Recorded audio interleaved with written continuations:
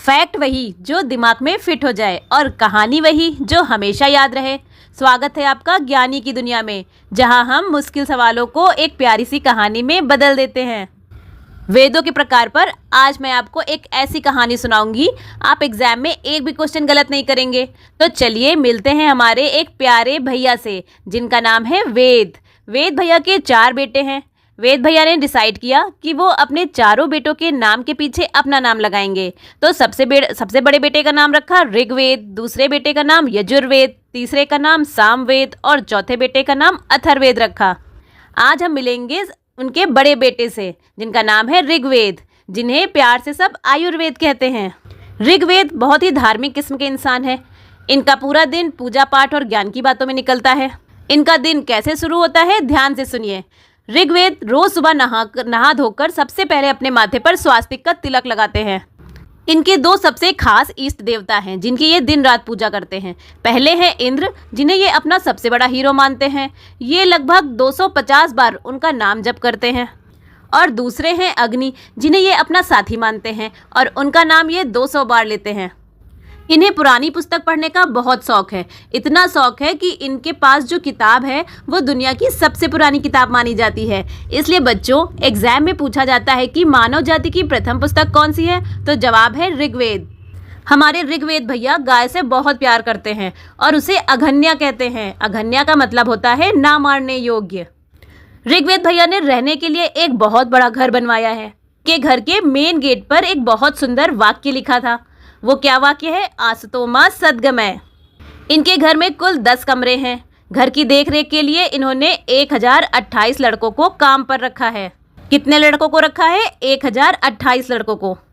ऋग्वेद ने इस घर में 10 कमरे बनवाए थे। तो चलिए अब देखते हैं एक एक कमरे में क्या क्या खास है। तो ऋग्वेद ने सोचा पहला और आखिरी कमरा 10वां कमरा था, ठीक है। तो पहला और आखिरी तो एंट्री और एग्जिट गेट है, तो इन्हें थोड़ा अलग रखते हैं। इसलिए उन्होंने पहले और आखिरी 10वें कमरे को बाद में बनवाया। चलिए हम देखते हैं उन बाकी कमरों में क्या क्या खास है। सबसे पहले हम लोग देखते हैं तीसरे कमरे को। ऋग्वेद ने इस कमरे को सबसे पवित्र बनाया है, जहां बैठकर सूर्य देवता को याद करके गायत्री मंत्र का जाप करते हैं। इस गायत्री मंत्र को विश्वामित्र ने बनाया था। इनके घर में जो मंत्रों को गाता था उसे होत्री कहा जाता था। अब देखते हैं कमरा नंबर 4 में क्या है। इस कमरे में ऋग्वेद ने खेतीबाड़ी का सामान रखा था। अब चलिए दोस्तों 7वें कमरे में चलते हैं। इस कमरे का दरवाजा खोलेंगे, आपको दीवार पर 7 बड़ी बड़ी फोटो लगी हुई दिखेंगी। कमरा नंबर 7 के अंदर 7 बड़ी बड़ी फोटो। इन फोटो में क्या था? इन फोटो में एक बहुत ही भयानक युद्ध की तस्वीर है। ये वही युद्ध है जिसे हम इतिहास में 10 राजन युद्ध कहते हैं। इसमें दिखाया गया है कि कैसे एक तरफ एक अकेला राजा सुदास खड़े हैं और दूसरी तरफ 10 राजन की पूरी सेना ने उन पर हमला कर दिया है, पर जीत होती है सुदास की। तो दोस्तों, जब भी एग्जाम में 7वां मंडल आए तो तुरंत वो 7 नंबर का रूम और 7 फोटो युद्ध की याद रखना है ना आसान। अब हम सीधे चलते हैं 9वें कमरे में, जहां पार्टी चल रही थी। इस कमरे में एक विशेष पौधा था जिसे सोम कहते हैं। इस पौधे से रस निकाला जाता है जिसे सोमरस कहते हैं। इस रस को देवताओं का पेय मानते हैं, जो पीने से शक्ति मिलती है। इस कमरा नंबर 9 पर लिखा था सोम मंडल, मतलब नंबर 9 वाले कमरे को कहते हैं सोम मंडल। अब हम चलते हैं इनके आखिरी कमरे में, मतलब कमरा नंबर 10 में। इनके सबसे आखिरी कमरे में बताया गया है कि समाज में कौन क्या काम करेगा, अर्थात वर्ण व्यवस्था के बारे में बताया गया है। तो वर्ण व्यवस्था 10वें नंबर वाले रूम में। नंबर 10 वाले रूम में कलकल की आवाज़ आ रही थी। तो ये देखते हैं जरा किसकी आवाज़ है। तो वहाँ से नदियों की आवाज़ आ रही थी। ऋग्वेद बताते हैं कि उनके घर में नदियों का बहुत सम्मान है। नदियाँ तो बहुत सारी हैं, पर 2 नदियाँ मेरे दिल के बहुत करीब हैं। सबसे पवित्र नदी सरस्वती नदी, बिल्कुल देवी की तरह। इसलिए बच्चों, एग्जाम में पूछा जाए सबसे पवित्र नदी कौन सी है, तो आंख बंद करके सरस्वती कह देना। लेकिन ऋग्वेद ने सबसे ज्यादा काम सिंधु नदी के किनारे किए, इसलिए ऋग्वेद में सबसे ज्यादा बार जिक्र सिंधु नदी का हुआ है।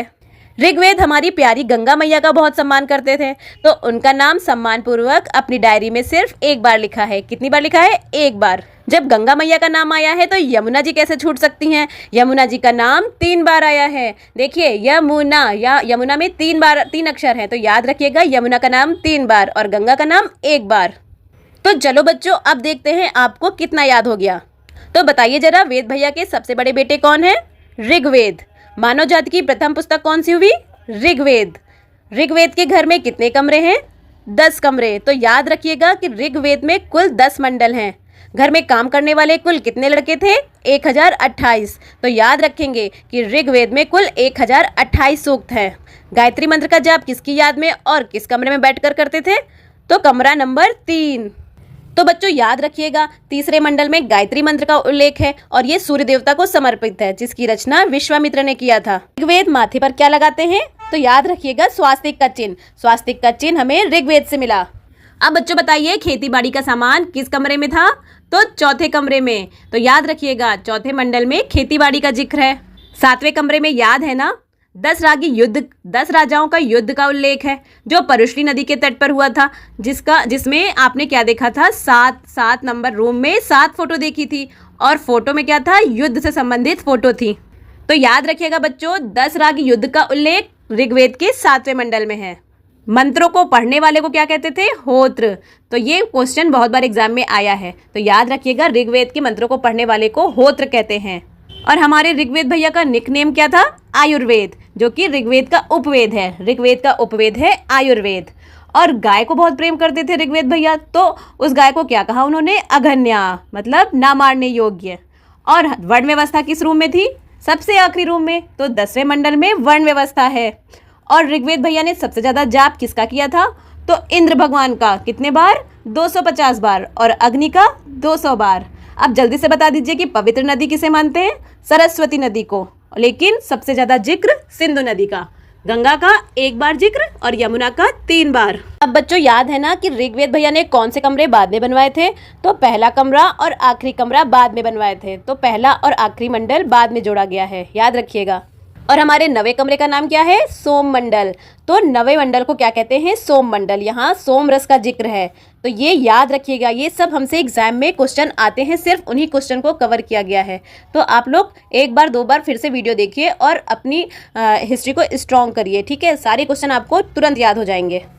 तो कैसी लगी आज की कहानी? अगर ये किरदार आपके दिमाग में बस गया है तो समझिए एग्जाम की तैयारी पक्की है।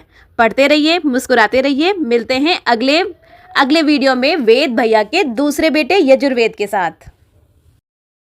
दोस्तों, कल हमने मिलकर वेद भैया परिवार के सबसे ज्ञानी और सबसे बड़े बेटे ऋग्वेद भैया से मुलाकात की थी। हमने देखा था कैसे वो ज्ञान का भंडार है। लेकिन दोस्तों, सिर्फ ज्ञान होने से काम नहीं चलता, उस ज्ञान को एक्शन में बदलना पड़ता है। और वही एक्शन लेकर आते हैं वेद भैया के दूसरे बेटे यजुर्वेद। चलिए आज हम यजुर्वेद की क्वालिटीज़ को एक कहानी में पिरो देते हैं। तो दोस्तों, यजुर्वेद भैया परिवार के वो बेटे हैं जो बातों में कम और काम में ज़्यादा विश्वास रखते हैं। वो एक असली एक्शन हीरो हैं, इसीलिए वो हमेशा अपने हाथों में धनुष बाण लेकर तैयार रहते हैं। और इसी शौक की वजह से इनका निकनेम पड़ गया धनुर्वेद। तो बच्चों याद रखिएगा, धनुष बाण से धनुर्वेद को याद रखिएगा। धनुर्वेद यजुर्वेद का उपवेद है। अब जब भी एग्जाम में पूछा जाए यजुर्वेद का उपवेद क्या है, तो आप लोग तुरंत टिक करना धनुर्वेद। अब सुनिए एक ऐसी बात जो आपको हैरान कर देगी। यजुर्वेद भैया को परफेक्शन बहुत पसंद है। उन्होंने एक शर्त रखी थी कि मेरे यज्ञ के मंत्रों का जाप वही करेगा जिसके अधर मतलब होंठ, अधर मतलब होंठ होता है, तो जिसके अधर बहुत सुंदर बने होंगे। बस दोस्तों, अधर से याद रखेंगे, इनके मंत्रों को पढ़ने वाले पंडित का नाम अधर्यु है ना? कितना आसान। यजुर्वेद भैया की गणित इतनी तेज है कि वो पलक झपकते ही बड़े से बड़ा हिसाब कर लेते हैं। जिस बच्चे की मैथ कमजोर होती है, यजुर्वेद भैया उसे शून्य का ज्ञान देकर उसे हीरो बना देते हैं। तो यजुर्वेद भैया क्या बनाते हैं? जीरो से हीरो। तो बच्चों याद रखिएगा, जीरो मतलब शून्य का पहला जिक्र इसी यजुर्वेद में मिलता है। हमारे यजुर्वेद भैया मल्टी टैलेंटेड हैं। वो अकेले ऐसे भाई हैं जो कहानी और कविता दोनों को मिलाकर बात करते हैं। इनकी इसी मिक्स वेज स्टाइल की वजह से इनका हर एक मंत्र दिल में उतर जाता है। तो बच्चों याद रखिएगा, चारों वेदों में से यजुर्वेद गद्य और पद्य दोनों में है। अब यजुर्वेद भैया के पास 2 असिस्टेंट हैं। जब उन्हें एकदम सटीक काम चाहिए होता है तो वो शुक्ला जी को बुलाते हैं, जो बाजा और सहनाई बजाकर शुद्ध मंत्रों का पाठ करते हैं। शुक्ला जी बिना इधर उधर की बात करे केवल मंत्रों का उच्चारण करते हैं।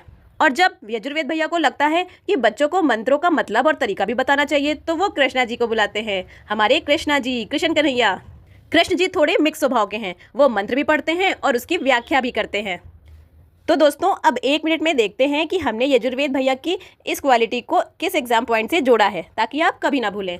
देखिए, एक्शन हीरो यजुर्वेद हमेशा अपने हाथों में धनुष रखते हैं, तो धनुष से याद रखेंगे धनुर्वेद। यजुर्वेद का उपवेद क्या है? धनुर्वेद।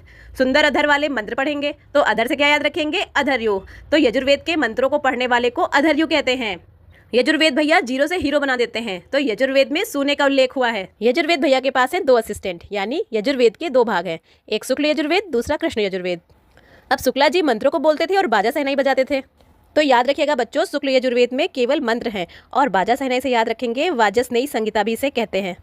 दूसरे असिस्टेंट कृष्णा जी हैं, जो कृष्णा जी मंत्रों के उच्चारण के साथ साथ व्याख्या भी करते हैं, तो इसे तैत्तिरीय संगीता भी कहते हैं।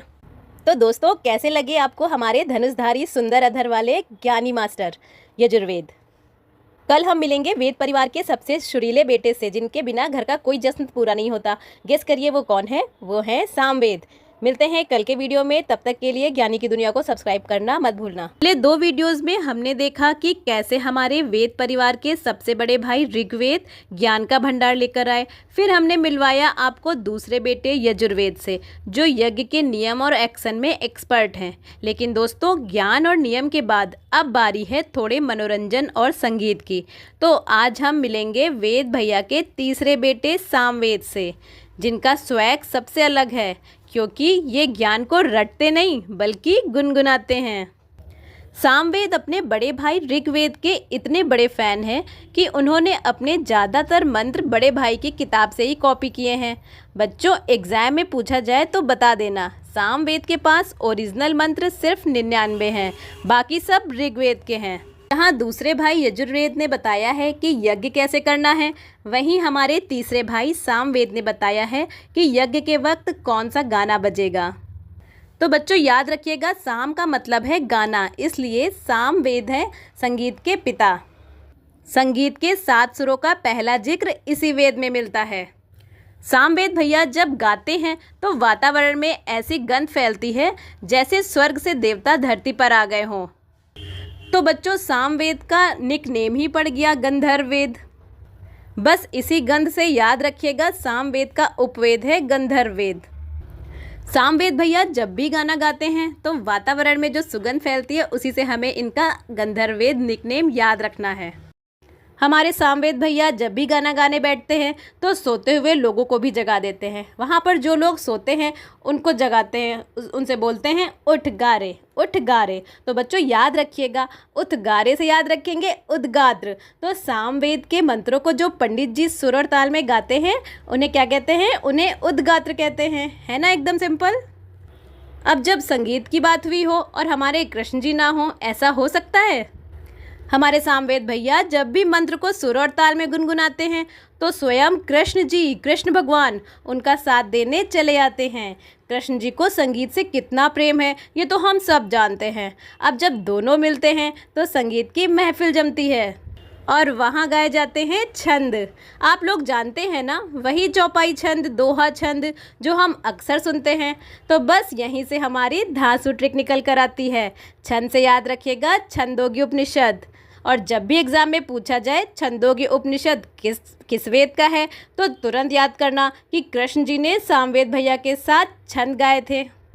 और दोस्तों, एक और बहुत बड़ा एग्ज़ाम फैक्ट, इसी छंदोग्य उपनिषद में पहली बार बताया गया है कि कृष्ण जी देवकी माता के पुत्र हैं।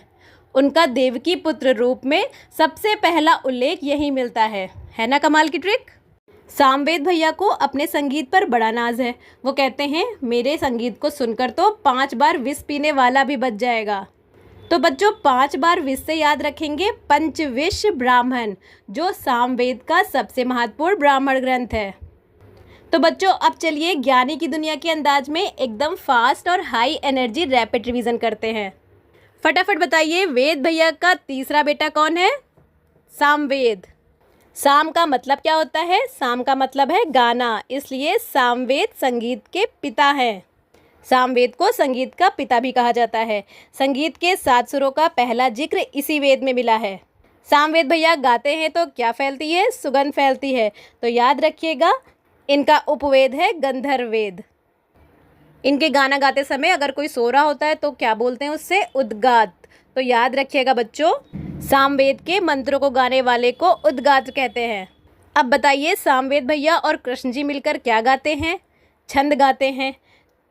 तो छंद से छंदोग्य उपनिषद जो सामवेद से संबंधित है। और याद है ना बच्चों, कृष्ण जी देवकी के पुत्र हैं। इसका पहला जिक्र छंदोग्य उपनिषद से मिला था।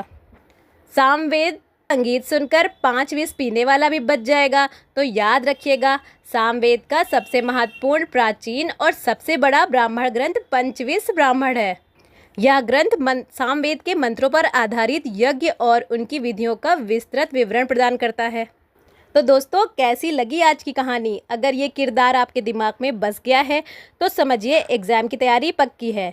तो पढ़ते रहिए, मुस्कुराते रहिए और मिलते हैं वेद भैया के चौथे बेटे अथर्ववेद के साथ। क्या आप जानते हैं कि इतिहास में वो कौन सा भाई है जिसके पास हर बीमारी का इलाज और सत्यमेव जयते का जादुई मंत्र है? और क्या आप जानते हैं कि सभा और समिति नाम की 2 बहनें बाकी भाइयों को छोड़कर सिर्फ इसे ही राखी क्यों बांधती थीं? अगर आज ये सीक्रेट जान लिया तो एग्ज़ाम में अथर्ववेद से आने वाला एक भी प्रश्न गलत नहीं होगा।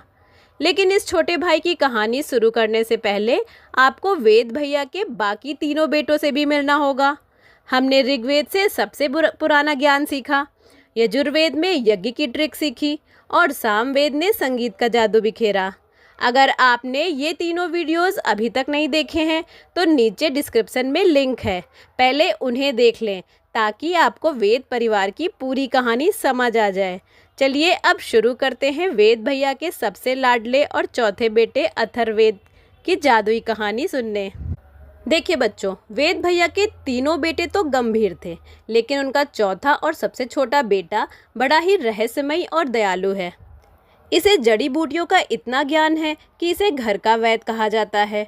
अगर किसी को कोई बीमारी हुई है तो सब भागकर छोटे भाई अथर्ववेद के पास ही जाते हैं। तो बच्चों याद रखिएगा, अथर्ववेद में रोग के उपचार और औषधियों का वर्णन है, लेकिन डॉक्टर होने के साथ साथ अथर्व जादुई करतब भी दिखाते हैं। हमारे अथर्व भैया की अपनी एक छोटी सी क्लिनिक है और जानते हैं उस क्लिनिक के बाहर बोर्ड पर बड़े बड़े अक्षरों से क्या लिखा है? यहाँ लिखा है, बीमारी है तो दवाई दूंगा और नज़र लगी है तो जादू से ठीक कर दूंगा। जी हाँ, इसी क्लिनिक की वजह से अथर्ववेद को भैषज्य वेद भी कहा जाता है। भैषज्य का अर्थ होता है औषधि या दवा। इसे भैषज्य वेद इसलिए कहा जाता है क्योंकि यहाँ हर बीमारी का इलाज मिलता है और इसी क्लिनिक में अथर्व भैया जो हैं अपनी जादुई छड़ी से तंत्र मंत्र और वशीकरण भी करते हैं। तो बच्चों याद रखिएगा, क्लिनिक का बोर्ड से याद रखिएगा, अथर्ववेद दवाइयों का वेद है। दवाई यानी भैषज्य वेद, इसे भैषज्य वेद भी कहते हैं। जादू और नज़र से याद रखिएगा, तंत्र मंत्र और वशीकरण मंत्र अथर्ववेद से संबंधित है। बच्चों, हमारे अथर्व भैया की 2 बहुत प्यारी बहनें हैं, एक सभा, दूसरी समिति। वैसे तो ये प्रजापति की पुत्रियां हैं, लेकिन ये सिर्फ अपने छोटे भाई अथर्व को ही सगा मानती हैं और उसे ही राखी बांधती हैं। इसीलिए एग्ज़ाम में जब भी सभा और समिति का नाम आए तो सबसे पहले याद करिएगा ये किस भाई की बहनें थी, तो ये अथर्व की बहनें थीं। तो समझ जाना ये सिर्फ अथर्ववेद में मिलेंगी। अथर्व भैया अपनी इन बहनों के लिए गिफ्ट लेने बहुत दूर जाते थे। पता है कहाँ जाते थे? वो जाते थे मगध और अंग तक। इसीलिए इन प्रदेशों का नाम सबसे पहले इसी वेद में आता है। तो अब से एग्जाम में आ जाए कि मगध और अंग का सबसे पहले जिक्र किस वेद में हुआ था, तो वो है अथर्ववेद में। हमारे अथर्ववेद भैया ने अपना एक घर बनवाया था। वो घर इतना सुंदर बनवाया था कि लोग दूर दूर से उसे देखने आते थे। तो अथर्व को शिल्प कला यानी आर्किटेक्चर का बहुत शौक है, इसीलिए उन्होंने अपने घर की डिज़ाइन को, अपने घर को खुद डिज़ाइन किया था। इसीलिए उनका निक नेम पड़ गया शिल्पवेद, जो कि अथर्ववेद का उपवेद है। तो इनका निक नेम क्या है? शिल्पवेद। तो याद रखिएगा, अथर्ववेद का उपवेद है शिल्पवेद। लेकिन सबसे बड़ी बात, क्या आप जानते हैं इस आलीशान घर में वह गरीबों की सेवा और इलाज बिल्कुल मुफ्त में करते हैं। उन्होंने अपने इस सुंदर घर के मुख्य द्वार पर सुनहरे अक्षरों से लिखवाया है, सत्यमेव जयते। इसका मतलब है सत्य की जीत होती है। अथर्व का मानना है कि सेवा और सच्चाई से बड़ी कोई शक्ति नहीं है। तो बच्चों याद रखिएगा, सत्यमेव जयते अथर्ववेद के मुंडकोपनिषद से लिया गया है। दोस्तों ये बहुत इंपॉर्टेंट क्वेश्चन है, ये एग्ज़ाम में बहुत बार आया है। अब अथर्व भैया का आलीशान घर जितना सुंदर है उतना ही पवित्र भी है। तो अथर्व भैया हमारे ब्रह्मा जी के बहुत बड़े भक्त हैं। उन्होंने अपने घर के सेंटर में ब्रह्मा जी का मंदिर बनवाया है और वह रोज उनकी पूजा करते हैं। ब्रह्मा जी की इसी भक्ति के कारण अथर्ववेद को ब्रह्मवेद कहा जाता है और इनके पुरोहित को ब्रह्मा कहा जाता है। तो बच्चों बिल्कुल मत भूलिएगा, ब्रह्मवेद और पुरोहित को ब्रह्मा। अब से एग्जाम में पूछा जाए कि ब्रह्मा जी किस वेद के हेड ऑफिस में बैठते हैं तो कह देना हमारे प्यारे अथर्ववेद के घर में। हमारे भैया ब्रह्मा जी के इतने बड़े भक्त हैं कि वो कोई भी काम अपनी मर्जी से नहीं करते हैं, हमेशा उनसे सलाह लेते हैं। तो वह सबसे पहले अपने गुरु ब्रह्मा जी के पास जाते हैं और उनसे पूछते हैं, प्रभु किस रास्ते पर चलूं बताइए। तब ब्रह्मा जी कहते हैं, बेटा गोपथ। गोपथ, अब गो का मतलब तो आप लोग जानते ही हैं, गो का मतलब होता है जाओ और पथ का मतलब रास्ता। तो ब्रह्मा जी के कहने पर अथर्व भैया उसी रास्ते पर निकल पड़ते हैं। तो बच्चों याद रखिएगा, गोपथ अथर्ववेद का एकमात्र ब्राह्मण ग्रंथ है। गोपथ, ठीक है, अब से बिल्कुल मत भूलिएगा, गोपथ अथर्ववेद का एकमात्र ब्राह्मण ग्रंथ है। अब आप सोच रहे होंगे कि अथर्व भैया इतने बड़े डॉक्टर हैं तो क्या उन्हें सब कुछ ऐसे ही आ गया? नहीं दोस्तों, अथर्व को हर साल एक बहुत कठिन परीक्षा देनी पड़ती है, तभी तो वह सबका इलाज कर पाते हैं। तो बच्चों याद रखना, डॉक्टर अथर्व को क्या देनी पड़ती है? परीक्षा। और परीक्षा से हम लोग क्या याद रखेंगे? राजा परीक्षित को। इसीलिए एग्जाम में जब भी पूछा जाए राजा परीक्षित का वर्णन किस वेद में है तो याद रखिएगा हमारे अथर्ववेद में। अथर्ववेद की परीक्षा से हम याद रखेंगे राजा परीक्षित को। राजा परीक्षित कुरु साम्राज्य के राजा थे जिन्हें अर्थवेद में मृत्युलोक का देवता कहा गया है। अब भाई आप लोगों ने देखा था हमारे अथर्व भैया का घर कितना आलीशान है, तो उन्होंने अपने घर के चारों तरफ एक बहुत सुंदर बगीचा भी बनवाया है। अब इतने बड़े बगीचे और खेतों में पानी कहाँ से आए? तो हमारे शिल्पकार अथर्व भैया ने अपने दिमाग का इस्तेमाल किया और अपने खेतों तक पानी पहुँचाने के लिए छोटी छोटी नहरें खुदवा दी। पूरे मोहल्ले में सबसे पहले नहर बनवाने का आइडिया इन्हीं के दिमाग में आया। तो बच्चों याद रखिएगा, नहरों का सबसे पहला जिक्र अथर्ववेद में ही मिलता है। अब यहाँ पर हमारी कहानी पूरी हुई, तो बारी है ज्ञानी की दुनिया के अंदाज में एकदम फास्ट और हाई एनर्जी रैपिड रिवीजन का। तो जल्दी से बताइए, वेद भैया के सबसे छोटे बेटे का नाम क्या था? अथर्ववेद। वह कौन सा भाई है जिसके पास हर बीमारी का इलाज और जादुई मंत्र है? तो वह है अथर्ववेद। इसे भैषज वेद भी कहा जाता है। सभा और समिति नाम की दो बहनें से राखी बांधती हैं अथर्ववेद को। तो याद रखिएगा, सभा और समिति प्रजापति की दो पुत्रियां मानी गई हैं। इनका जिक्र अथर्ववेद में मिलता है। अब डॉक्टर अथर्व भैया को काबिल बनने के लिए हर साल क्या देनी पड़ती है? तो हर साल परीक्षा देनी पड़ती है। तो परीक्षा से क्या बताया था, क्या याद रखना है? तो परीक्षा से याद रखेंगे आप कि राजा परीक्षित को, जिन्हें मृत्युलोक का देवता भी कहा गया है। अथर्व भैया ने अपना आलीशान घर खुद डिज़ाइन किया था। उनके इस हुनर के कारण उनका निक नेम क्या पड़ गया था? शिल्पवेद। तो याद रखिएगा, अथर्ववेद का उपवेद क्या है? शिल्पवेद है। अपने आलीशान घर के बगीचे और खेतों के लिए अथर्व भैया ने क्या बनवाया? तो बच्चों याद रखिएगा, नहरें बनवाया। इतिहास में नहरों का सबसे पहला जिक्र इसी अथर्ववेद में ही मिलता है। ब्रह्मा जी अथर्ववेद भैया को कौन से रास्ते पर जाने को कहते हैं? तो वो क्या कहते हैं? गोपथ। गोपथ, गोपथ इस वेद का एकमात्र ब्राह्मण ग्रंथ है। और अब जल्दी से बता दीजिए, अथर्ववेद के घर के मुख्य द्वार पर क्या लिखा है? तो वहाँ लिखा है सत्यमेव जयते, जो मुंडकोपनिषद से लिया गया है। ये मोस्ट इम्पॉर्टेंट क्वेश्चन है, ये बहुत बार एग्जाम में आया है, तो इसे याद कर लीजिएगा। तो बच्चों कैसी लगी आज की कहानी? अगर ये किरदार आपके दिमाग में बस गया है तो समझिए एग्ज़ाम की तैयारी पक्की है। तो पढ़ते रहिए, मुस्कुराते रहिए और मेरे चैनल को सब्सक्राइब कर लीजिए।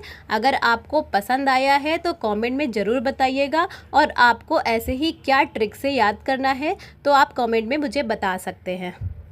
मिलते हैं अगली ट्रिक के साथ।